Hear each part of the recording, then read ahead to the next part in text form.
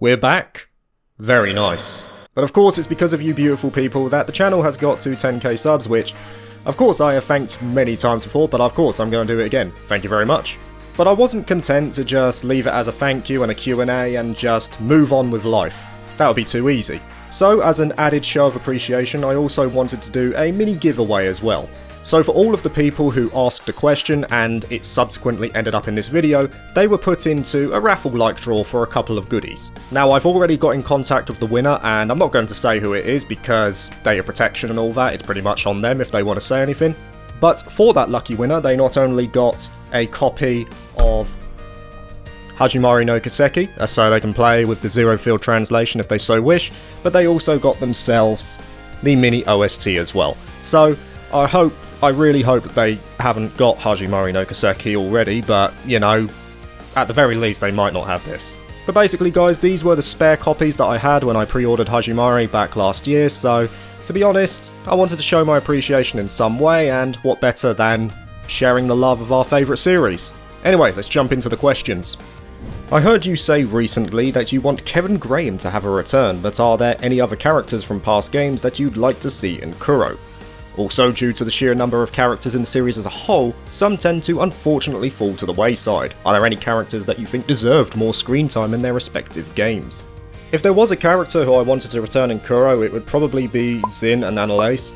I feel that Zin was kind of underutilized in Sky just because, well, he was overshadowed by pretty much everyone else. And then Annalise was a strong character, but again, she didn't really have a story of her own, so I want to see what she can offer, and I honestly think that they're both going to return. I'll be very surprised if they don't return. And I did actually touch upon those in my last video as well. I see them as characters who have unfinished business as of the end of Cold Steel 4.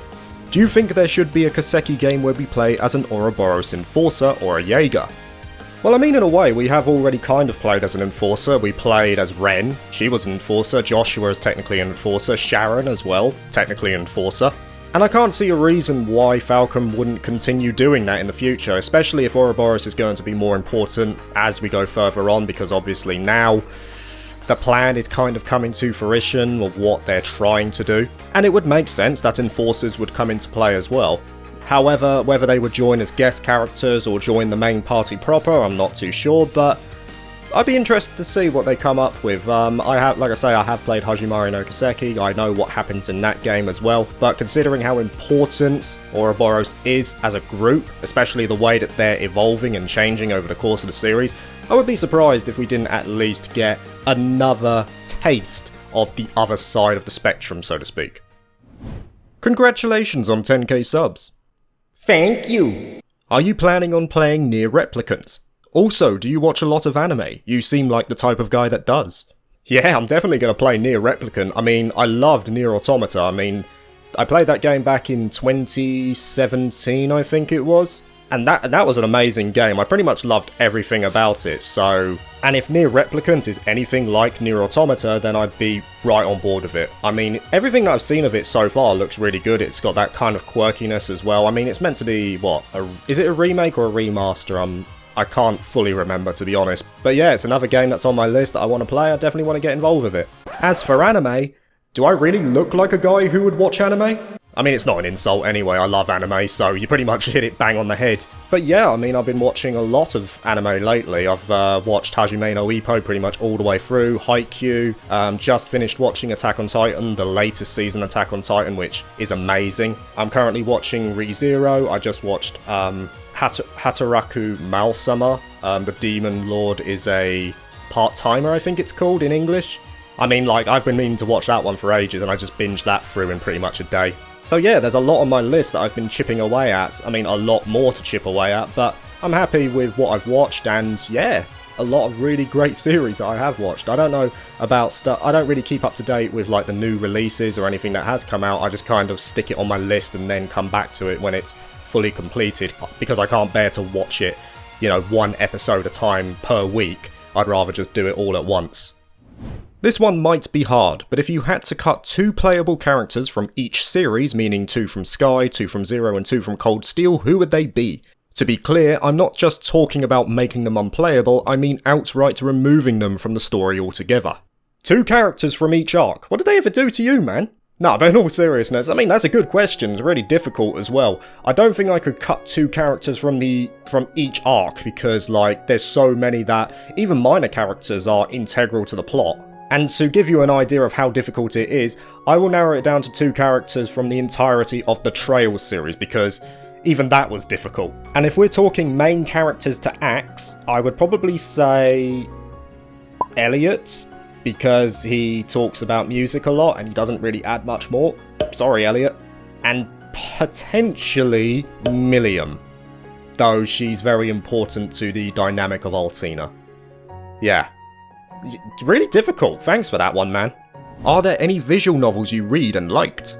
Yeah, I like visual novels. I mean, I wouldn't say that I read them all that much, but when I do actually get into playing or reading them, whatever you want to say, I do enjoy my experience with them. I've read stuff like Da Capo 1 and 2 and Fate Stay Night and what else was there? Clannad. Clannad was a very good one. Clannad was awesome, actually. I never actually read After Story, but I have seen it on the anime side, and now I want to go back to Clannad and play it through again to get to After Story because that looks absolutely amazing. So yeah, I mean, some really cool stuff there. I've got Aegis Rim as well, which is kind of, I guess, a visual novel in of itself. And then obviously there was, what is it, AI the Somnium Files as well, which I want to play too. That is also a visual novel as well, a visual novel kind of detective, with a detective twist, I believe.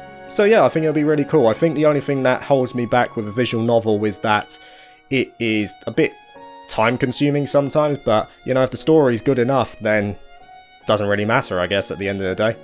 We all know you're a rampant Chelsea fan, which I'm assuming means you've played a bit at some point. It can be from other sports as well, but do you have any accomplishments in sports that you were or are particularly proud of or remember fondly? My man, I think you got me completely wrong there. Yes, I love football and I enjoy sport, but when it actually comes to playing sport, I am awful. Like, really, really bad. Is tackling something that is going to start to go out of the game well, now? we hope not. I mean, it doesn't mean that I don't enjoy playing football. Like, for example, before the pandemic hit, I was playing five-a-side football, and that was really fun. I mean, I was the worst player there, but it was fun. And I did used to play in a team when I was like 15, 16 years old, but again, I was pretty bad. I think I just don't really deal very well with pressure in those types of situations where you're required to be in certain spaces and then, like, if you get something wrong, you get shouted at immediately. I guess I'm just not very good with negative reinforcement. Yeah, sorry mate though, but if you thought I was some sort of prodigy of my county, then yeah, sorry. I'm not. If I want to play other JRPGs, what would you recommend? What is a good starting point? Well, I mean, it depends on your personal tastes and stuff like that. I mean, there's so many different genres of JRPG that you can go with. When I first started getting into JRPGs properly, it was Eternal Sonata, which was an amazing game. It was very colourful, it had a nice premise to it, and it was rooted in reality as well, this whole idea of looking at the final hours of Chopin and then living in his dream world. But like I say, I mean, it completely depends upon what you're into. I mean, you may not like the colourful visuals or the charm that comes with Eternal Sonata. You may enjoy something that's more about the warring kingdoms and stuff like that. Stuff like Lost Odyssey, for example, or exploration like Star Ocean 4, maybe the retro games like Wild Arms or Breath of Fire. You know, there's so many different games that you could play. Maybe even Fire Emblem, you know, if you're into strategy, Fire Emblem is a good one.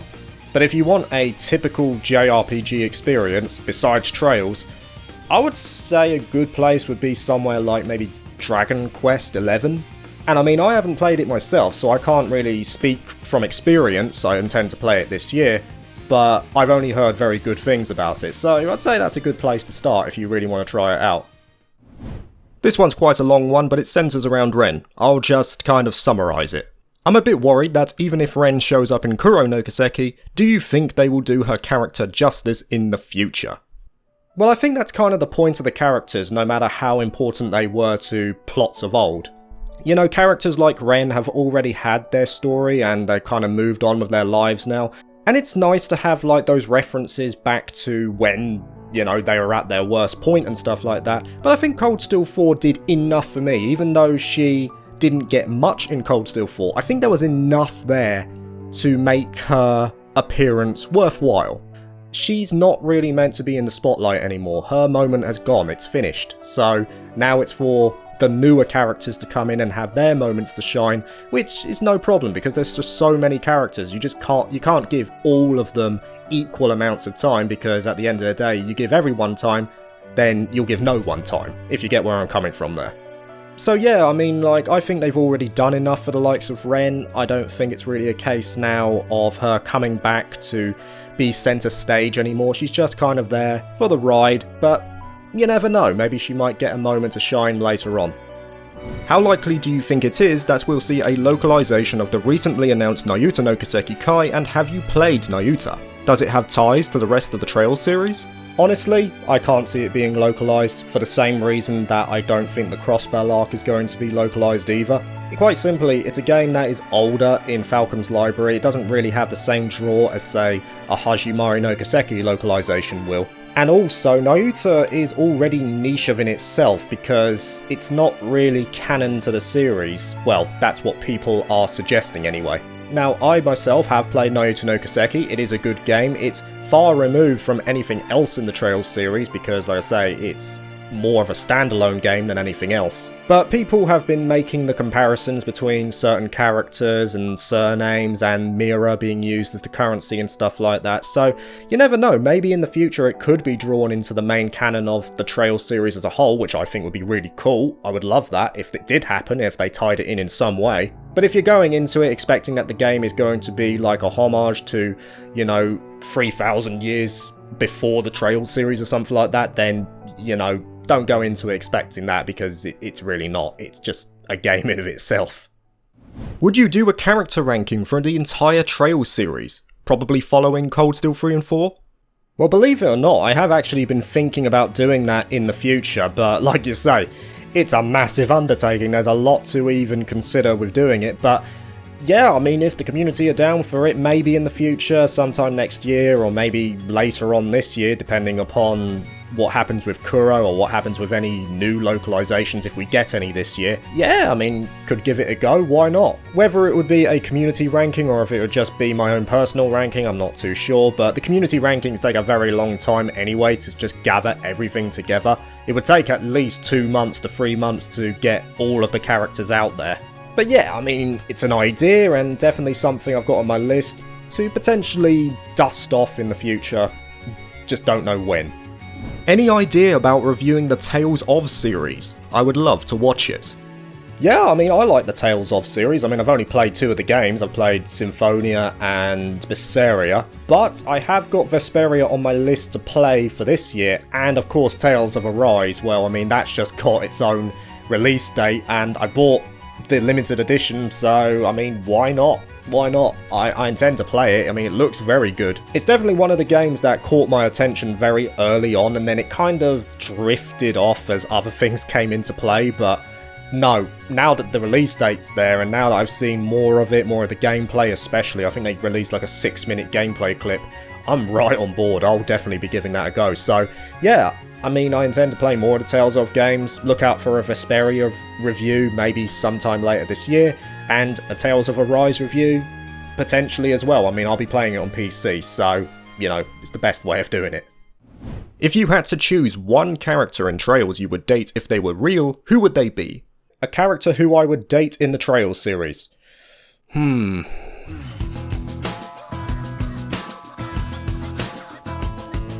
Wazzy. What are some of your favourite Trails or Ys OSTs?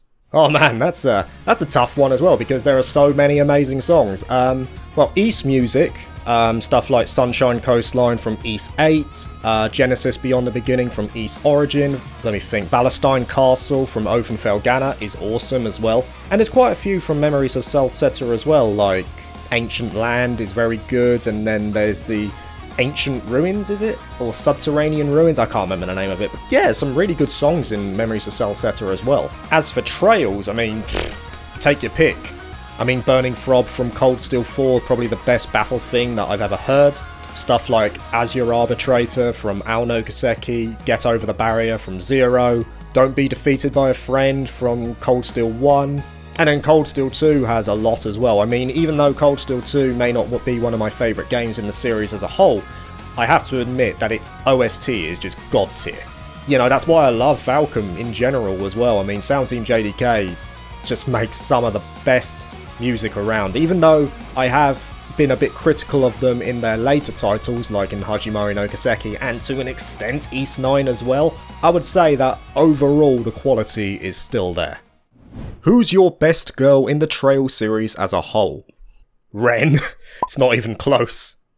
Did the new arcs/games, Cold Steel and Hajimari, make you love or hate Auroboros more?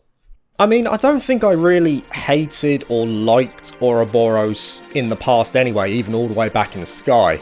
But what I will say is that I thought they were just genuinely evil in Trails in the Sky. And then, especially near the end, you start to realise that maybe they're not just as cut and dry as they're made out to be in, say, Sky SC, for example. But then as we've gone further into the series, and especially with Cold Steel 4, and like I say, I played Hajimari as well, it makes you think that Ouroboros is just more morally grey. They've obviously got their own idea of what they're going to be doing with the Septarian, and they probably just have their own idea of how they go about it. And it's probably the same with the Church as well. The Church is going to be very important going forward as well, probably like two sides of the same coin kind of deal. So as a result of that, you know, Ouroboros may not be as evil as they are made out to be in, say, the earlier games, but the Church may not be as good as they're made out to be in the earlier games either, so, you know, something to consider going into the future. What is your opinion of a Trails character joining a crossover game like Super Smash Bros. Ultimate? For example, Estelle Bright or Reen Schwarzer becoming DLC fighters. I mean, that's kind of like an accolade of in itself, isn't it? If you've made it into Smash Bros, then you pretty much made it in life. I mean, I'd be cool with it. I never really advocated them being in Smash Brothers or anything like that, but I can definitely see the appeal. But to be honest, if a Falcom character is going to get into Smash Brothers, then it is most likely going to be Adol. You know, I'm not saying that to bash on Estelle or Reen or anything like that, but Adol is the most recognisable character in Falcom's library. They recently had a poll on it and he came out on top, like, quite significantly out on top as well.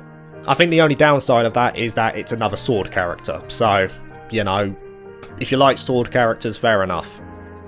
And finally, since playing through the Legend of Heroes series, has this series made a positive impact on the way you think mentally?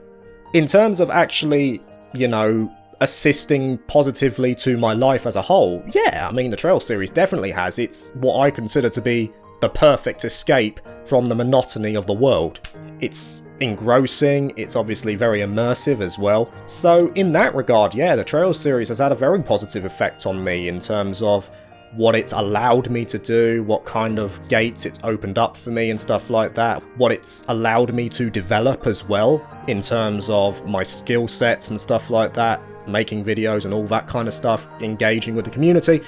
It's just done so much for me, and like I say, in terms of like actually changing my mindset and stuff like that, it doesn't really do that, but in terms of making my life just more positive overall and escaping from the mundane nature of life at times, yeah, I mean, it does that in spades, and I can't really say anything more about it than that. And there we go, guys, that is the end of the Q&A. Thank you very much to everyone who submitted their questions. You know, if we hit another milestone, maybe something like, say, 20k, then maybe we would consider it, but let's not get ahead of ourselves. I don't think this channel would ever hit 20k. But that doesn't mean that I'm not extremely appreciative to everyone who has supported the channel, especially from the very beginning, giving the content a chance, and I will continue making content, well, indefinitely. I can't see it ending anytime soon. See you later, guys, have a good weekend.